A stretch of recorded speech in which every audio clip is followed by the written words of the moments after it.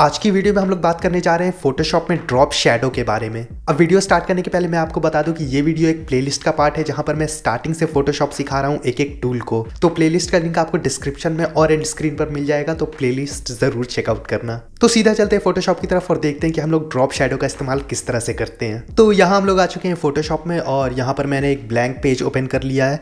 तो सबसे पहले हम लोग टेक्स्ट पर ड्रॉप शैडो करके देखेंगे, उसके बाद हम लोग इमेज पर भी ट्राई करेंगे। तो टेक्स्ट लिखने के लिए सिंपली हम लोग कीबोर्ड पर टी प्रेस कर सकते हैं या फिर यहाँ पर जाकर क्लिक करके टूल को सिलेक्ट कर सकते हैं, टेक्स्ट टूल को। तो यहाँ पर मैं कीबोर्ड पर टी प्रेस करूँगा और यहाँ पर आप देख सकेंगे कि यहाँ पर जो मेरा टेक्स्ट टूल है वो सिलेक्ट हो गया है। अब इसके बाद हम लोग कहीं पर भी क्लिक कर सकते हैं और सबसे पहले तो मैं यहाँ पर टेक्स्ट का कलर चेंज कर लेता हूँ, क्योंकि यहाँ पर ये भी वाइट कलर का है और बैकग्राउंड भी वाइट है, तो टेक्स्ट हमारा दिखेगा नहीं। तो मैं टेक्स्ट को रेड कर लेता हूँ। ये हमारा कुछ रैंडम सा टेक्स्ट लिखा हुआ आता है, तो यहाँ पर हम अपने चैनल का नाम ही लिख लेंगे और टेक्स्ट पर हम लोग अब ड्रॉप शैडो अप्लाई करके देखेंगे कि ड्रॉप शैडो होता क्या है। अब नाम से ही आपको पता चल रहा होगा ड्रॉप शैडो मतलब कि यहाँ पर जो भी चीज़ हम लोग लिखेंगे या फिर इमेज रखेगा उस पर हम एक शैडो लगाएंगे। अब शैडो किस तरह से लगता है, तो सबसे पहले हमें इस लेयर पर जाना है जिस पर टेक्स्ट लिखा हुआ है। तो यहाँ पर लेयर 1 जो है हमारा ये टेक्स्ट लेयर है, इस पर आप देख सकते हैं अख्तर रिव्यूज़ लिखा हुआ आ रहा है। तो हमें यहाँ पर राइट क्लिक करना है और ब्लेंडिंग ऑप्शंस में जाना है। ब्लेंडिंग ऑप्शंस में सबसे नीचे आपको मिलेगा ड्रॉप शैडो का ऑप्शन।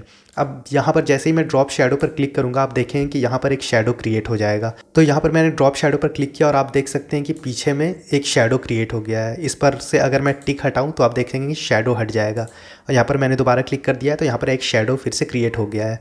अब यहाँ पर हमें बहुत सारे ऑप्शंस मिलते हैं कि हम क्या डिस्टेंस रखना चाहते हैं, कितना उसका साइज़ रखना चाहते हैं, किस एंगल पर रखना चाहते हैं। तो इन सारी चीज़ों को भी हम लोग यहाँ से एडजस्ट कर सकते हैं। जैसे ऊपर से हम लोग सारे ऑप्शंस को देखते हुए आते हैं, तो जैसे हमें यहाँ पर ओपेसिटी का ऑप्शन मिल रहा है। अगर मैं ओपेसिटी को कम करूँ तो ये आप देख सकते हैं कि शैडो जो है वो धीरे धीरे हल्का होता जा रहा है और हमें बहुत कम ही दिख रहा है। उसी तरह से अगर मैं ओपेसिटी को बढ़ाऊं तो आप देख सकते हैं कि शैडो जो है और बहुत ज़्यादा डार्क होता चला जा रहा है। तो इस तरह से हम लोग शैडो को कितना ज़्यादा डार्क रखना चाहते हैं या फिर कितना हल्का रखना चाहते हैं, ये चीज़ हम लोग ओपेसिटी से एडजस्ट कर सकते हैं। तो अभी के लिए मैं इसे 80 रखता हूँ ताकि हमें शैडो दिखता भी रहे। और यहाँ पर सेकंड ऑप्शन जो हमारे पास है वो है एंगल का, मतलब कितने एंगल पर हमें शैडो चाहिए। अब जैसे ही यहाँ पर मैं इसे रोटेट करूँगा तो आप देखें कि ये शैडो जो है पीछे में वो भी रोटेट होगा। तो यहाँ पर मैं क्लिक करके जैसे ही इसे रोटेट कर रहा हूँ तो आप देख सकते हैं शैडो अब लेफ्ट साइड की तरफ चला गया है। उसी तरह से मैं अगर इसे और रोटेट करूं तो आप देखें कि धीरे धीरे ये एंगल जो है वो मूव होता जाएगा। अब शैडो जो है थोड़ा ऊपर की तरफ जा रहा है। तो जैसे ही मैं इसे पूरा -90 ले आता हूं तो आप देख सकते हैं कि शैडो पूरी तरह से ऊपर की तरफ जा रहा है -90 में। तो इस तरह से हम लोग शैडो के एंगल को भी एडजस्ट कर सकते हैं कि हम लोग शैडो को किस डायरेक्शन में चाहते हैं। उसके बाद नेक्स्ट ऑप्शन जो है हमारा वो है डिस्टेंस का, मतलब कि कितने डिस्टेंस पर हम लोग शैडो को चाहते हैं। अब जब मैं यहाँ पर शैडो के डिस्टेंस को इंक्रीज करूँगा तो आप देख सकते हैं कि शैडो जो है काफ़ी पीछे की तरफ जाता हुआ लग रहा है। और इसे जब मैं कम करूँगा तो आप देखेंगे कि जो हमारा टेक्स्ट लिखा हुआ है शैडो उसके धीरे धीरे पास आता जा रहा है। और जब मैं 0 कर दूंगा तो आप देखेंगे बिल्कुल ही टेक्स्ट के ऊपर में आ गया है, मतलब कि टेक्स्ट जो है वो शैडो के ऊपर में आ गया है। और जब हम लोग डिस्टेंस को बढ़ाएंगे तो शैडो जो है वो पीछे की तरफ चला जा रहा है। तो डिस्टेंस एडजस्ट करके हम लोग कुछ इस तरह के इफेक्ट को क्रिएट कर सकते हैं। अब स्प्रेड में क्या है, स्प्रेड नाम से ही लग रहा है कि ये फैलता चले जाएगा। तो आप देखें कि जब मैं इसे बढ़ाऊंगा तो आप देख सकते हैं ये किस तरह से फैलता चला जा रहा है।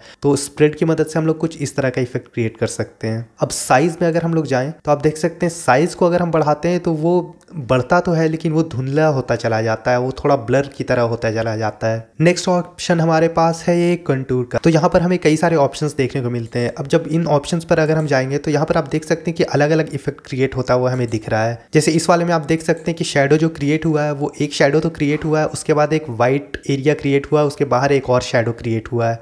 तो कुछ इस तरह के अलग अलग इफेक्ट्स जो है वो यहाँ पर हम लोग यूज़ कर सकते हैं। जैसे ये नेक्स्ट वाला जो ऑप्शन है यहाँ पर हमें 3 लेयर्स देखने को मिल रहे हैं ब्लैक शैडो के। एक पहला अंदर में ब्लैक है, उसके बाद एक वाइट है, उसके बाद एक और ब्लैक लेयर है, फिर एक वाइट लेयर है और उसके बाद फिर एक ब्लैक लेयर है। तो इस तरह से अलग अलग टाइप के शैडोज जो है हम लोग यहाँ से इस्तेमाल कर सकते हैं। उसके बाद नेक्स्ट ऑप्शन जो हमारे पास है वो नॉइज़ का है। अब नॉइज़ जब हम इंक्रीज़ करेंगे तो आप देखेंगे कि यहाँ पर वो डॉट डॉट टाइप का नॉइज़ जो है वो आता चला जाएगा। अब आप देख सकते हैं यहाँ पर किस तरह से नॉइज़ आ गया है, डॉट डॉट पूरा आ गया है। अब इस नॉइज़ को अगर मैं कम करूँ तो आप देखेंगे वो सारे डॉट्स जो है वो चले जाएंगे और ये पूरा प्लेन स्मूथ हो जाएगा। उसके बाद यहाँ पर हमें एक प्रीव्यू का ऑप्शन मिल रहा है और ये टिक किया हुआ है।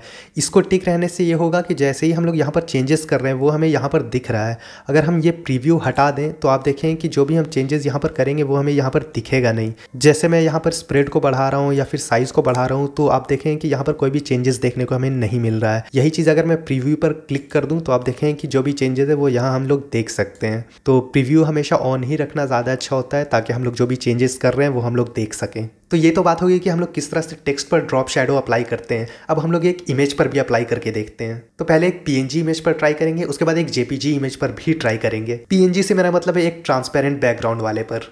तो ये एक ट्रांसपेरेंट बैकग्राउंड का इमेज हमने डाउनलोड कर लिया है और अपने इसी वाले टैब में लेकर आएंगे। और सबसे पहले तो मैं इसका साइज़ छोटा कर लूँगा कंट्रोल टी प्रेस करके। अब तक तो आप लोगों को पता चल ही गया होगा कंट्रोल टी से हम लोग इसे ट्रांसफॉर्म करते हैं और साइज़ को छोटा या बड़ा करते हैं। तो यहाँ पर हम लोग इसे थोड़ा सा छोटा कर लेंगे और इसे हम यहाँ पर रख सकते हैं। और यहाँ पर हमारे पास ये लेयर है, तो ये वाला जो हमारा लेयर है ऊपर वाला, इस पर हमने ये पीएनजी इमेज रखा हुआ है और इस पर हम राइट क्लिक करके ब्लेंडिंग ऑप्शंस में जाएंगे और यहाँ पर ठीक उसी तरह से हम लोग फिर से ड्रॉप शैडो में जाएंगे। और जैसे ही हम लोग ड्रॉप शैडो में जाएंगे तो आप देख सकते हैं कि इस पर भी शैडो अप्लाई हो गया है। और ठीक उसी तरह से यहाँ पर जितने सारे ऑप्शंस हमें मिलते हैं हम लोग सारे ऑप्शंस का इस्तेमाल करके यहाँ पर शैडोज़ को एडजस्ट कर सकते हैं। अब यहाँ पर एक इंटरेस्टिंग चीज़ ये है कि अगर हमारे पास इन 2 लेयर्स की जगह अगर मान लिया 10-20 लेयर्स होते तो हमें सब में अलग अलग जाकर ड्रॉप शैडो अप्लाई करने की ज़रूरत नहीं थी। उसके लिए हम लोग सिंपली उस लेयर पर जाएंगे जिस पर हमने ऑलरेडी ड्रॉप शैडो लगाया हुआ है और इस पर हम लोग राइट क्लिक करेंगे और यहाँ पर हमें ऑप्शन मिलता है कॉपी लेयर स्टाइल का। अगर हम लोग कॉपी लेयर स्टाइल पर जाएंगे और फिर इस ऊपर वाले लेयर पर जाएंगे लेयर 1 पर जिस पर हमारा ये पीएनजी इमेज है, तो इस पर हम लोग राइट क्लिक करेंगे और यहाँ हमें ऑप्शन मिलता है पेस्ट लेयर स्टाइल का। जैसे ही हम लोग इस पर क्लिक करेंगे तो आप देख सकते हैं कि सेम जो शैडो है वो इस पर अप्लाई हो गया है। मतलब कि इस पर जो हमने शैडो अप्लाई किया था वही सारा इस पर अब अप्लाई हो गया है। अब चूंकि अभी हमने सिर्फ ड्रॉप शैडो ही ये लगाया हुआ है तो सिर्फ ड्रॉप शैडो कॉपी हुआ है। इसके अलावा अगर हम लोग और भी कई सारे जो ब्लेंडिंग ऑप्शन है वो सारे अप्लाई किए होते तो वो सारा भी कॉपी होकर उस लेयर पर लग जाता। तो ये तो बात हो गई टेक्स्ट और पीएनजी इमेज की। अब हम लोग एक जेपीजी इमेज देखते हैं। तो ये जेपीजी इमेज हमने डाउनलोड कर लिया है और इसी इमेज को हमने पिछली वीडियो में भी इस्तेमाल किया था। और इसको सबसे पहले मैं एक नॉर्मल लेयर में कन्वर्ट कर दूंगा। तो उसके लिए हमें यहाँ पर डबल क्लिक करना है और ओके पर हम लोग क्लिक कर देंगे तो ये एक नॉर्मल लेयर में कन्वर्ट हो जाएगा। और यहाँ पर हम क्लिक करके ड्रैग करेंगे इस वाले स्क्रीन पर और इसे मैं कंट्रोल टी से छोटा कर लेता हूँ। तो हमने कंट्रोल टी की मदद से इसे छोटा कर लिया और उसके बाद पीछे के लेयर्स को मैं पहले हाइड कर देता हूं। तो यहाँ पर ये आई वाला जो ऑप्शन है इस पर क्लिक करके हम लोग हाइड कर सकते हैं। अब यहाँ पर अगर हम लोग ड्रॉप शैडो का इस्तेमाल करें तो आप देखेंगे कि कुछ इस तरह का इफेक्ट जो है वो क्रिएट होगा। तो हम लोग चाहें तो कुछ इस तरह का इफेक्ट जो है वो क्रिएट कर सकते हैं। अब यहाँ पर हम लोग शैडो को थोड़ा एडजस्ट कर सकते हैं। इसके एंगल को अगर हम लोग थोड़ा सा एडजस्ट कर दें तो ये ज़्यादा सही लगेगा।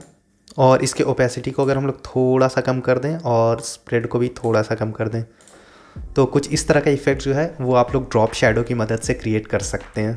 तो कुछ इस तरह से हम लोग फोटोशॉप में ड्रॉप शैडो का इस्तेमाल कर सकते हैं। मैं फिर से बता दूं कि ये वीडियो एक प्लेलिस्ट का पार्ट है जहां पर मैं स्टार्टिंग से फोटोशॉप सिखा रहा हूं एक एक टूल को। और प्लेलिस्ट का लिंक आपको डिस्क्रिप्शन में और एंड स्क्रीन पर मिल जाएगा, तो प्लेलिस्ट ज़रूर चेकआउट करना। तो फिर मिलते हैं अगली वीडियो में।